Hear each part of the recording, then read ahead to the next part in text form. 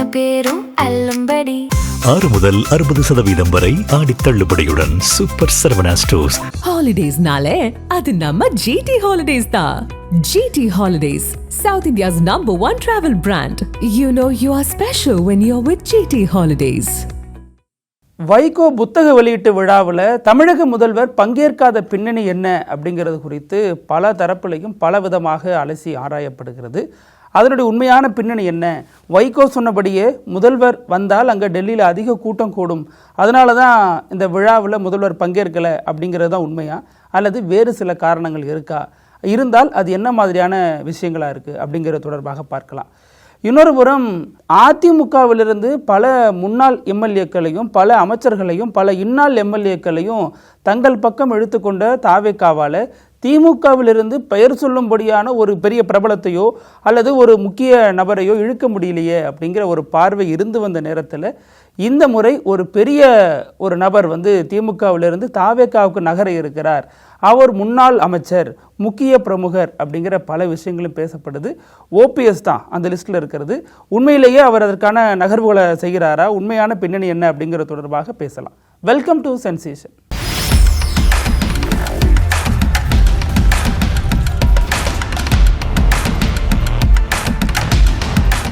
மதிமுக பொதுச் செயலாளர் வைகோ அவர் தாவேகா அணிக்கு சென்ற பிறகு மிக கடுமையாக திமுக மீதான விமர்சனத்தை முன்வச்சார்.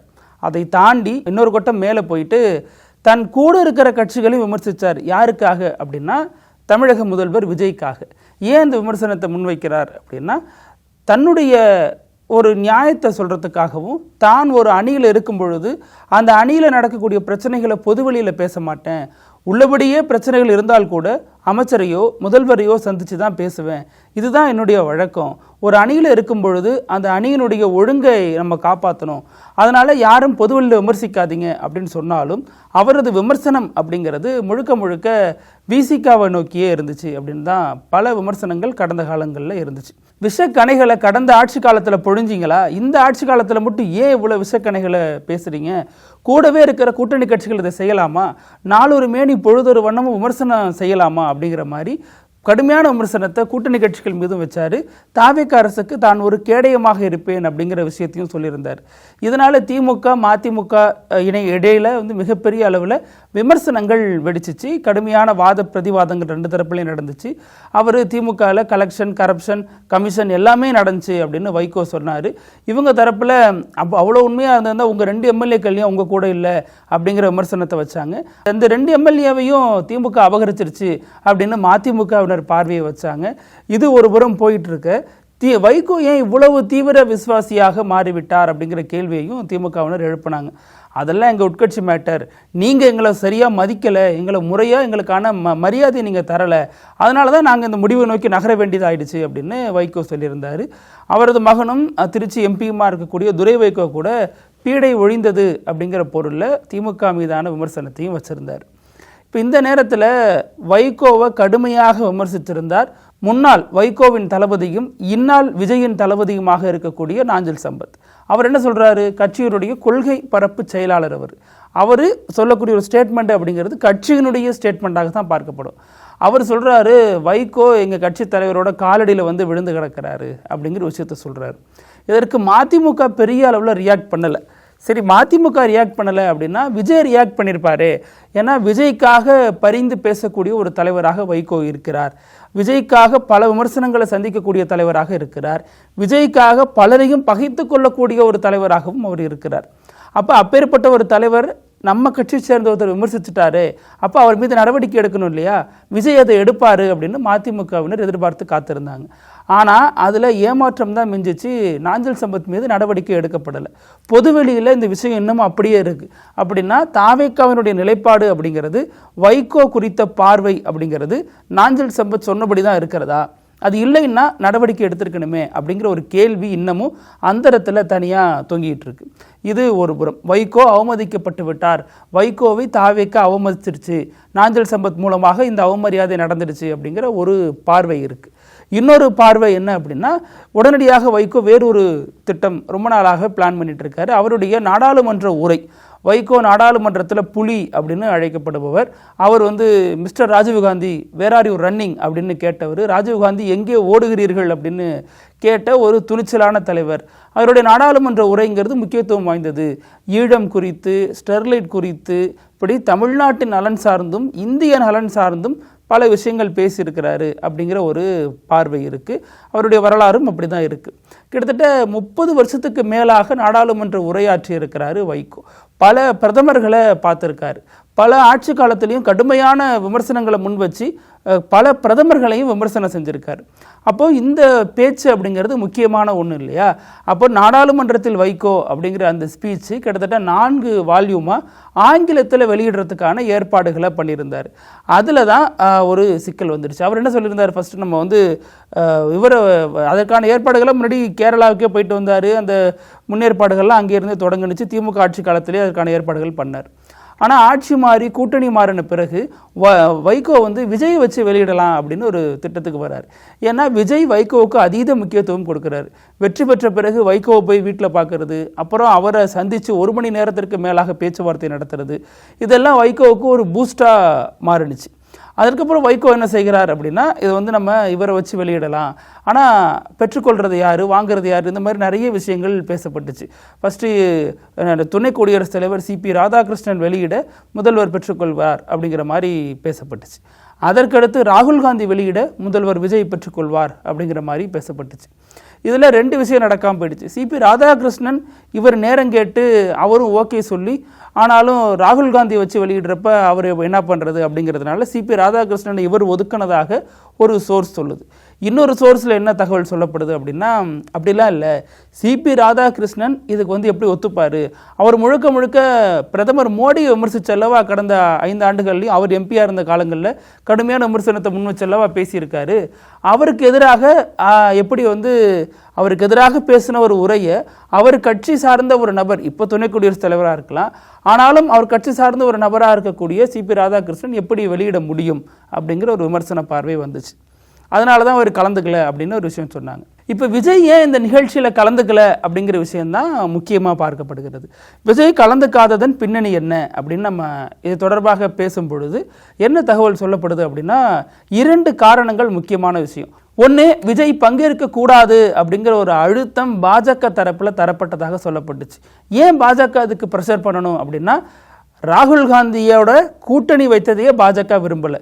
இப்போ டெல்லிக்கு வந்து ராகுல் காந்திக்கு முக்கியத்துவம் தரப்படும் அளவில் ஒரு நிகழ்ச்சி நடத்தி அதில் ராகுல் காந்தி இன்னும் பலர் மேடையாற்றப்படும் பொழுது அதை எப்படி நாங்கள் ரசிப்போம், அது நீங்கள் வந்து மாநில ரீதியான பல சிக்கல்களை சந்திக்க நேரிடும், உங்களுக்கு நிதியிலேருந்து பல நெருக்கடிகளை தருவோம், தனிப்பட்ட முறையில் நெருக்கடி தரதுக்கான வாய்ப்புகள் அதிகங்கிற மாதிரி சொன்னதாக தகவல்.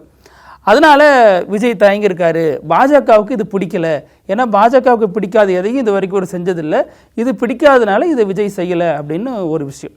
இன்னொன்று என்ன அப்படின்னா, இப்போ அதாவது இந்த ஆகஸ்ட் 4ஆம் தேதி அவர் டெல்லிக்கு போகிறாரு, புத்தக வெளியீட்டு விழாவில் கலந்துக்கிறாரு அப்படின்னா அங்கே ஆட்டோமேட்டிக்காக ஒரு விமர்சனம் வரும். அப்போ இத்தனை நாளும் டெல்லியில் நீட்டை எதிர்த்து, அதாவது ஃபேர் நீட்டு கேட்டு மாணவர்கள் ஒரு போராட்டத்தில் ஈடுபட்டாங்களே, அதற்கு ஆதரவாக நீங்கள் பதிவு தான் போட முடியல. கடந்த காங்கிரஸ் ஆட்சி காலத்துலலாம் அண்ணா ஹசாரே இருந்தப்போ நீங்கள் வந்து ஆதரவு தெரிவிச்சிங்களே, அந்த மாதிரி தெரிவிச்சிருக்க முடியாதா? நீங்கள் வெற்றி பெற்றது யாரால? ஜென்சிக்களால் தானே. இப்போ நாங்களும் ஜென்சிக்கள் தானே போராடுறோம். பாஜகவுக்கு பயந்து கொண்டோ அல்லது பாஜகவுக்கு பம்மி கொண்டோ எதற்கு நீங்கள் எங்களுக்கு ஆதரவு தரலை அப்படின்னு அந்த ஒரு குரல் வராதா? காக்ரோச் ஜனதா பார்ட்டி அந்த கேள்வியை எழுப்பாதா அப்படின்னு ஒரு விஷயமும் பேசப்பட்டிருக்கு. அதன் அடிப்படையிலையும் விஜய் இப்போ டெல்லிக்கு போக தயங்குகிறார் அப்படின்னு 2 விஷயம் இதில் இருக்குது. இதை அடுத்து தான் வைகோவை சொல்லியிருக்காரு. வைகோ சந்தித்த பொழுது இப்போ வர்றது சரியாக இருக்காது, பட்ஜெட் செஷன் இருக்குது, அதெல்லாம் முடிக்கணும் அப்படிங்கிற மாதிரி விஷயங்கள் பேசப்பட்டிருக்கு. அதற்கப்புறம் தான் வைகோ நீங்கள் அறிவிக்காதீங்க நானே சொல்லிக்கிறேங்கிற மாதிரி இவர் வந்து இந்த அறிவித்து இது தொடர்பான விஷயங்களை பேசியிருக்கார். ஆனால் தொடர்ந்து வைகோ புறக்கணிக்கப்படுகிறார் விஜயால் அப்படிங்கிற விஷயமும் கட்சிக்குள்ளேயே பார்க்கப்படுது. நம்ம தலைவர் இவ்வளோ மூச்சு விடாமல், இவ்வளவு கடினமாக, இவ்வளவு கடுமையாக அவர் எதிர்க்கிறவங்களை எதிர்த்து அரசியல் பண்ணக்கூடிய நிலைமையிலும் கூட விஜய் உரிய அங்கீகாரத்தை முக்கியத்துவத்தை தரமாட்டேங்கிறாரு. இதே மாதிரியான விமர்சனம் தானே நம்ம கடந்த திமுக ஆட்சியில் இருந்துச்சு. அவங்க கூட பல நிகழ்ச்சிகளில் மேடையேற்றி அழகு பார்ப்பாங்க, தலைவருக்கு எம்பி சீட்லாம் கொடுத்தாங்க. ஆனால் கிடைச்ச ஒரு எம்பி சீட்டை கூட தலைவருக்கு தராமல் அவங்க வந்து பிரவீன் சக்கரவர்த்தி தான் கொடுத்தாங்க. இப்படி எந்த வகையிலும் முக்கியத்துவம் தரமாட்டேங்கிறாங்களே அப்படின்னு ஒரு அதிருப்தி இருக்கிறதாக சொல்லப்படுகிறது. அப்போ அந்த அதிருப்தி எப்படி சரி பண்ணலாம் அப்படின்னு பேசினப்ப இப்போவும் விஜய் என்ன சொல்லியிருக்காரு அப்படின்னா, அதிகாரப்பூர்வமற்ற முறையில், அதாவது உத்தரவாதம் இல்லாமல் தமிழ்நாட்டில் இந்த புத்தகத்தினுடைய தமிழ் பதிப்பு வரும் இல்லையா, அதில் நான் கலந்துக்கிறேன் சென்னையில் நிகழ்ச்சி வச்சா அப்படின்னு இருக்காரு. அது இன்னும் 1 மாதம் 2 மாதம் இல்லை, அதுக்கான பணிகள் முடிவடையும் அப்படிங்கிறாங்க. அப்போ அதற்கு விஜய் கலந்துப்பாரா அப்படின்னு கேள்வி கேட்டாலும் உறுதியாக சொல்லப்படலை. ஆனால் கலந்துக்கிறேன் அப்படின்னு வாய்மொழியாக சொன்னதாக தகவல். அப்போ அதுலேயும் உறுதி இல்லாமல் இருக்கிறாங்களே அப்படின்னு ஒரு விமர்சனம் மதிமுகவுக்கு இருக்குது. மதிமுகவுக்கு மட்டும்தான் இருக்கா அப்படின்னா, விசிகா மீதும் இப்போ தாவேகா அதிருப்தியில் இருக்குது, தாவேகா மீதும் விசிகா அதிருப்தியில் இருக்குது. என்ன அப்படின்னா, விசிகாவினுடைய முதன்மை செயலாளராக இருக்கக்கூடிய ஆளூர் ஷானவாஸ் மிக கடுமையான விமர்சனங்களை தாவேகா அரசியை நோக்கி வைக்கிறார். இது பாஜகவினுடைய கைப்பாவையாகத்தான் இந்த அரசு செயல்படுகிறது அப்படின்னு ரொம்ப ஆதாரங்களோட முன் வச்சு கருத்துக்களை பேசுகிறார். பல விஷயங்கள் சொல்கிறார். அதில் முதன்மையானது, இன்னும் தலைமைச் செயலாளரை தேர்தல் ஆணையத்தின் மீது என்னென்ன குற்றச்சாட்டுகள் சொல்லப்படுது, அதில் முக்கியமான குற்றச்சாட்டு பாஜகவினுடைய கைப்பாவையாக தேர்தல் ஆணையம் செயல்படுது. அந்த தேர்தல் ஆணையம் நியமித்த தலைமைச் செயலாளருக்கு ஏன் எக்ஸ்டென்ஷன் கொடுத்துருக்கீங்க? மற்ற எல்லா அதிகாரிகளையும் வீட்டுக்கு அனுப்பியிருக்கீங்க இல்லையே, இவங்களுக்கு மட்டும் ஏன் எக்ஸ்டென்ஷன் கொடுத்துருக்கீங்க அப்படின்னு ஒரு கேள்வியை வைக்கிறார். அப்போ பாஜக தான் இதை ஆட்சி செய்தா அப்படிங்கிறார். இன்னொன்று, முதல்வர் பேரில் இருக்கக்கூடிய திட்டங்களெல்லாம் எதுக்கு மாற்றுறீங்க? இப்போ முதல்வர் காலை உணவு திட்டம், நான் முதல்வன், இந்த மாதிரியான விஷயங்கள்லாம் கூட எதற்கு மாற்றுறீங்க அப்படிங்கிற கேள்வியும் அவர் வைக்கிறார்.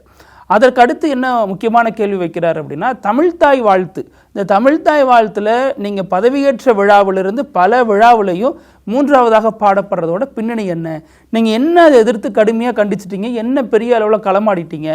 இப்போ இந்து சமய அறநிலையத்துறையில் பல விஷயங்கள் சர்ச்சையாக மாறுது.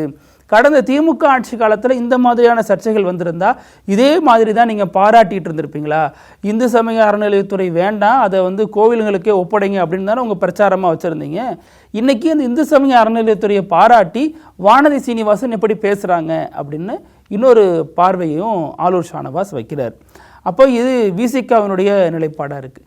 இன்றைக்கி இடதுசாரிகளும் வந்து விஜயை கடுமையாக கண்டிக்கிறாங்க. தமிழ்தாய் வாழ்த்து பாடலில் என்ன நடக்குது, முதல்வர் ஏன் அமைதியாக இருக்காருன்னு மார்க்சிஸ்ட் மாநில செயலாளர் சண்முகம் வீடியோவிலேயே கேட்குறாரு.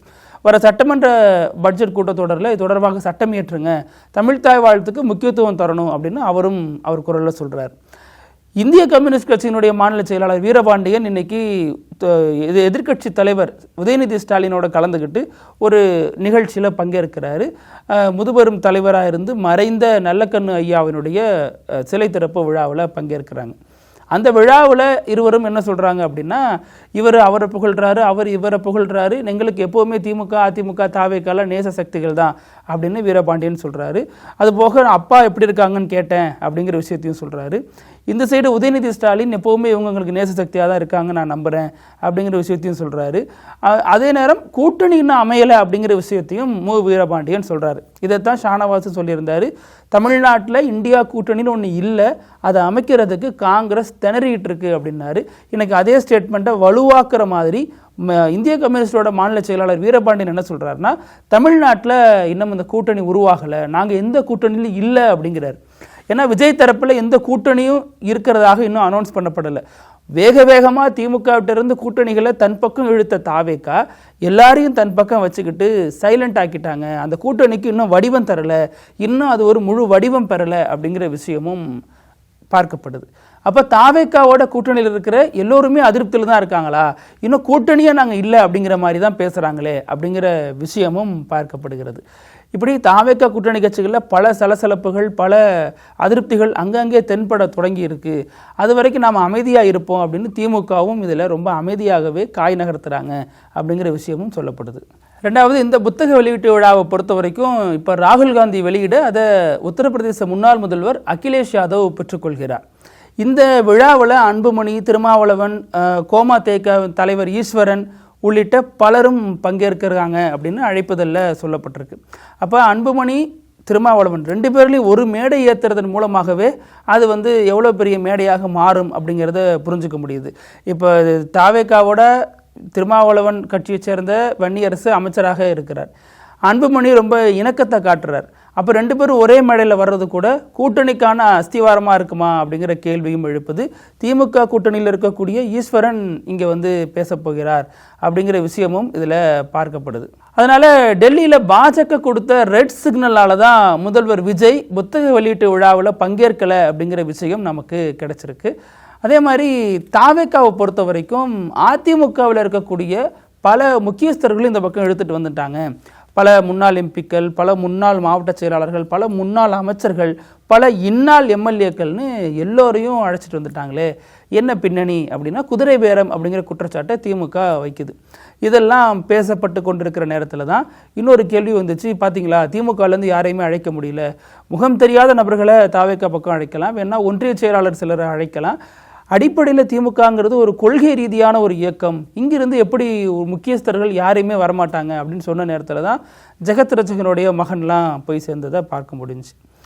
இதில் இப்போதைக்கு போகக்கூடியவர் ஒரு முன்னாள் அமைச்சர் ஓபிஎஸ்ஸை சொல்கிறாங்க. அதிமுகவிலிருந்து இங்கே வந்தவர், இங்கே வந்திருந்தாலும் ஓபிஎஸ் ஏங்க தாவே காட்ட போகிறாரு அப்படின்னு ஒரு கேள்வி எழலாம். ஓபிஎஸ் ஏன் திமுக வந்தார் அப்படின்னு நம்ம அந்த விஷயத்தை பார்க்கணும். ஓபிஎஸ் ஏன் திமுக வந்தார்? எடப்பாடியோட மோதி அவரால் ஜெயிக்க முடியல. இன்னொன்று, ஓபிஎஸ்க்கு முழுக்க முழுக்க பாஜக சப்போர்ட் இருந்தும் கூட அவரால் அதிமுகவை முழுமையாக கைப்பற்ற முடியல. உங்களை பார்க்கறது ஒரு பெரிய பாக்கியம் எனக்கு அப்படின்னு ஓபிஎஸ் தவம் இருந்தும் கூட அவர் ஓபிஎஸ்ஸை அமித்ஷாவும் சந்திக்கலை, பிரதமர் மோடியும் சந்திக்கலை. அப்போ முழுக்க முழுக்க இந்த அதிருப்தியின் காரணமாக திமுகவில் அவர் தஞ்சமடைகிறார். தேர்தலுக்கு முன்னாடியே வர்றார். அப்போ திமுக வெற்றி பெற்று விடும் அப்படிங்கிற ஒரு இமேஜ் இருந்த நேரம். அப்போ இவர் வந்து சேர்ந்த உடனே என்ன சொல்லப்பட்டுச்சு, இவருக்கு வந்து முக்கியத்துவம் கிடைக்கும், இந்த பொறுப்பு தரப்படும், பொதுச் செயலாளர் தரப்படும், அது இதுன்னு ஏகப்பட்ட விஷயங்கள் பேசப்பட்டுச்சு. ஆனால் திமுக அவருக்கு எந்த பொறுப்பையும் இதுவரைக்கும் தரலை. அதனால் ஓபிஎஸ்க்கு ஒரு சின்ன அதிருப்தி இருக்குது அப்படின்னு சொல்கிறாங்க. குறிப்பாக ஓபிஎஸ்னுடைய மகன் இங்கே திமுகவுக்கு வர்றதுக்கு முன்னாடியே ரவீந்திரநாத் அவர் வந்து அவருடைய நாடாளுமன்ற உரைகளை பார்த்தவங்களுக்கு தெரிஞ்சிருக்கும் அவர் எந்த அளவுக்கு ப்ரோ பிஜேபியாக இருந்தார். இன்னும் சொல்லப்போனால் பிஜேபியாகவே பேசினார், மோடிக்காகவே இங்கே பேசினார். ஆனாலும் அவருக்கு அமைச்சரவையில் இடம் கிடைக்கல, அதனால தான் அவர் பேசினார் அப்படின்னு கடந்த காலங்களில் இந்த விமர்சனம் இருந்துச்சு. இப்போ இன்னைக்கு அந்த ரவீந்திரநாத் என்ன திமுக வரத்துக்கு முன்னாடி அவர் என்ன தந்தைகிட்ட ஆலோசனை சொன்னார்னா, நம்ம தாவேக்கா கிட்ட போயிடலாம் அப்படின்னு சொல்லியிருந்தார். ஆனால் தாவேக்காவுக்கு அப்போ வெற்றி வாய்ப்பு பெறக்கூடிய ஒரு வாய்ப்பு இருப்பதாக களத்தில் எந்த விதமான சிக்னலும் தெரியல, எந்த விதமான சமிஞ்சையும் அங்கே இல்லை. அதனால் ஓபிஎஸ் என்ன பண்ணார், வெற்றி பெறும் பக்கத்தில் நம்ம போயிடலாம், கட்சியை விட்டு மாறுதுன்னு முடிவு பண்ணிட்டோம், நம்மளால் தனி கட்சி தனி இயக்கம் தொடங்கி செலவு பண்ண முடியல, பணத்தை எடுக்கவும் விரும்பலை அவங்க, அதனால் என்ன பண்ணலாம், திமுகட்ட போயிடலாம், சேஃப்டியாக நம்ம அங்கே கரை ஒதுங்கிடலாம் அப்படின்னு முடிவு பண்ணவங்களுக்கு திமுக தோற்றது ஒரு அதிர்ச்சி, திமுக அவங்களுக்கு பதவி தராமல் விட்டதும் அதோட பெரிய அதிர்ச்சி. அப்போ இதில் ஓபிஎஸ் இப்போ வந்து தாவேக்கா பக்கம் போகிறாரு. அங்கே வந்து கட்சியினுடைய தாவேக்காவினுடைய பொதுச் செயலாளர் புஷி ஆனந்த், அந்த கட்சியினுடைய முக்கிய பிரமுகராக இருக்கக்கூடிய ஆதவ் அர்ஜுனா, இவங்க எல்லார்ட்டையும் பேச்சுவார்த்தை நடந்திருக்கு. மிக விரைவில் இந்த ஒரு டிரான்சிஷன் நடக்கும் அப்படிங்கிற விஷயமும் சொல்லப்படுது.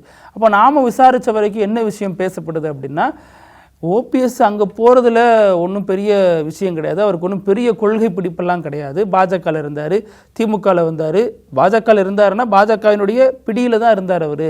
அதிமுகவை கபலீகரம் பண்ணுற வரைக்கும் பாஜக அவரை பயன்படுத்திக்கிட்டு அதிமுகவை இனிமேல் பண்ண ஒன்றும் வேலை இல்லை அப்படிங்கிற நேரத்தில் அவர் தூக்கி எறிஞ்சிட்டாங்க. இவர் எங்கேயும் வழி இல்லாமல் திமுகட்ட வந்துட்டார். அவரை வச்சு திமுக எதுவும் பண்ண முடியுமான்னு பார்த்துச்சு. இந்த தேனி பகுதி இந்த மாதிரி பகுதிகளில் இவர் சார்ந்திருக்கிற சமூக வாக்குகள் அடிப்படையில் இவரை பயன்படுத்திக்கலாமா அப்படிங்கிறத திமுகவோட கணக்காக இருந்துச்சு. மற்றபடி இவர் மீது இன்னும் சந்தேகத்தில் தான் திமுகவும் இருக்குது அப்படிங்கிற விஷயமும் பார்க்கப்படுது, சொல்லப்படுது நமக்கு.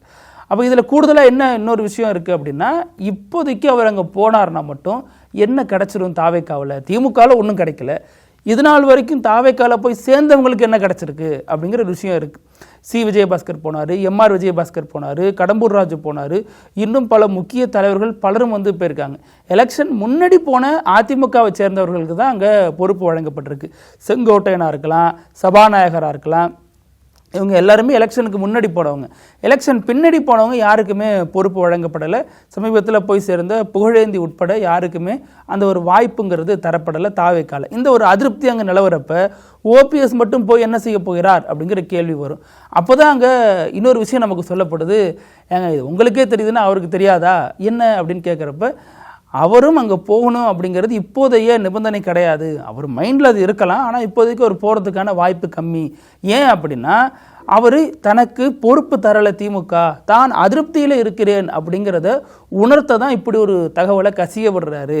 அதை திமுக சரி செஞ்சுக்கும். ஏன்னா இவர் என்னதான் இருந்தாலும் இது ஒரு பெரிய விஷயமா இருக்கு இல்லையா, இவர் ஒரு பிக் ஷாட்டாக இருக்கார் அந்த ஏரியாவில், இவரை போகிறத திமுக விரும்பாது. ரெண்டாவது தாவேக்காவுக்கு அதனால் பலன் இருக்கா அப்படின்னா ஆமாம், பலன் இருக்கவும் செய்யுது. ஏன்னா இப்போ கொங்கு பகுதிக்கு செங்கோட்டையன் எப்படி இருக்காரோ அது மாதிரி தென் பகுதிக்கு ஒரு வலுவான முகம் வேணும் அப்படிங்கிறது தாவேக்காவினுடைய எதிர்பார்ப்பு.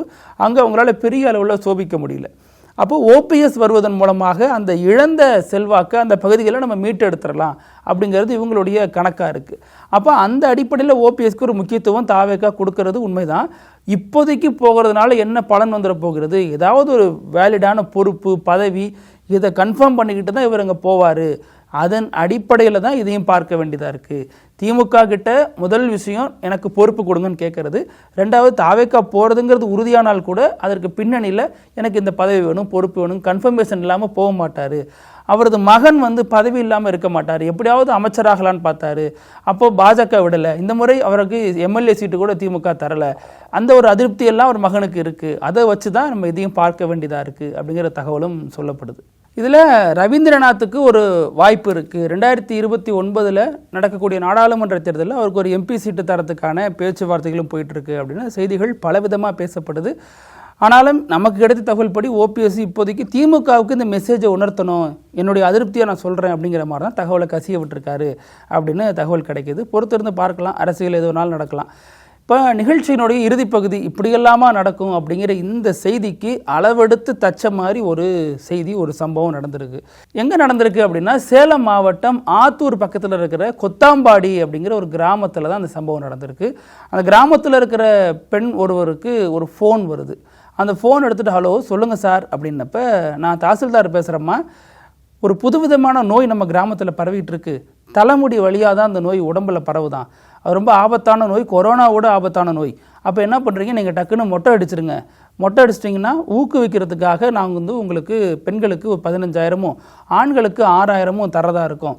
டோக்கன் கம்மியாக தான் இருக்குது, 18 டோக்கன் நம்ம கிராமத்துக்கு கொடுத்துருக்காங்க. அதனால் நீங்கள் உடனடியாக மொட்டை அடிச்சிருங்க, மொட்டை அடிச்சுட்டு ஃபோன் பண்ணுங்கள், நாங்கள் வந்துட்டு இருக்கோம் அப்படின்ட்டு இருக்காங்க. அது ஒரு இரவு நேரம் அப்படிங்கிறதுனால அந்த பெண் அக்கம் பக்கத்தில் இருக்கிற எல்லாத்தையும் சொல்லி கரெக்டாக 18 டோக்கன் சொல்லியிருக்காங்க. அது 20 பேராக நின்றுடுச்சு. இருந்தாலும் 20 பேரையும் வரிசையில் நின்றுருக்காங்க. ஒரு 3 பேர் 3 பெண்கள் மொட்டை அடிச்சுக்கிட்டாங்க. 3 பெண்கள் மொட்டை அடித்த பிறகும் இந்த விஷயம் அவங்க ஃபோன் அடித்து கேட்குறாங்க. அந்த வந்த நம்பருக்கு ஃபோன் அடித்து, ஐயா அந்த மாதிரி மொட்டை அடிச்சிட்டோம், அமௌண்ட்டை கொடுங்க அப்படின்னு சொல்லலான்னு ஃபோன் அடிக்கிறாங்க. ஃபோன் சுவிட்ச் ஆஃபில் இருக்குது. என்ன சுவிட்ச் ஆஃபில் இருக்குது, பரவாயில்ல ட்ரை பண்ணி பார்ப்போம் அப்படின்னு அடிக்கிறாங்க. மறுபடியும் சுவிட்ச் ஆஃப்லேயே இருக்குது. என்னமோ சரியில்லையே அப்படின்னு அந்த 3 பெண்களுக்கு அப்புறம் 4வது பெண் என்ன பண்ணாங்க, நான் மொட்டை அடிக்கல, முதல்ல அந்த பிளான் என்னன்னு பாருங்கள், என்ன உண்மையிலே தாசில்தாரா தானா, ஏன் சுவிட்ச் ஆஃபில் இருக்குது என்னென்னு பார்த்துக்கிட்டு நான் மொட்டை அடிச்சுக்கிறேன் அப்படின்னு அவங்க எஸ்கேப் ஆகிருக்காங்க.